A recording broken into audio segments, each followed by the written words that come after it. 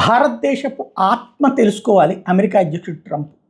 చైనాతో యుద్ధం వచ్చినప్పుడు లాల్ బహదూర్ శాస్త్రి పిలిపిచ్చారు. భోజనం ఒకరోజు మానేయండి, ఒక పూట మానేసేయండి, ఆ మానేసిన డబ్బుల్ని మన సైన్యానికి వినియోగిద్దామని. దేశం అంతా పనిచేసింది. సోమవారాల ఉపవాసాలు, మంగళవారాల ఉపవాసాలు అప్పట్లో ప్రారంభమైనటువంటివి.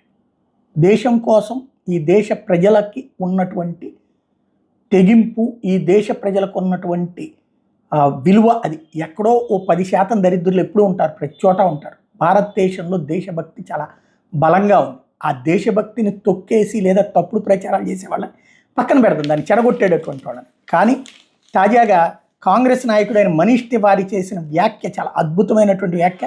భారత్ రష్యా దేశాలు చైనాకి తొలగ్గాయని అమెరికా అధ్యక్షుడు ట్రంప్ వ్యాఖ్యల మీద తీవ్రంగా స్పందించారు. భారతీయులు ఒక ముద్ద తక్కువైనా తింటారేమో కానీ ఆత్మగౌరవాన్ని మాత్రం వదులుకోరు. ఆయుధ బలాన్ని చూపించి భారతదేశాన్ని ఎవరు లొంగదీసుకోలేరు. భారతదేశం బ్రిటిష్ సామ్రాజ్యంతో పోరాడి విజయం సాధించింది. ఇక్కడ సమస్య టారిఫ్లు కాదు, ఆత్మగౌరవం, మర్యాద అని ట్రంప్ నవారోల్ని ట్యాగ్ చేస్తూ మనీష్ తివారీ ఎక్స్లో పోస్ట్ చేశారు. ఎస్సీఓ సదస్సు సందర్భంగా మోడీ, జిన్పింగ్, పుతిన్లను కలిసి ఉన్న ఫోటోని ట్రంప్ శుక్రవారం సోషల్ మీడియాలో పోస్ట్ చేసి భారత్ రష్యా చైనాకి లొంగిపోయినాయి అన్నటువంటి వ్యాఖ్యలకి ఘాటుగా స్పందించారు.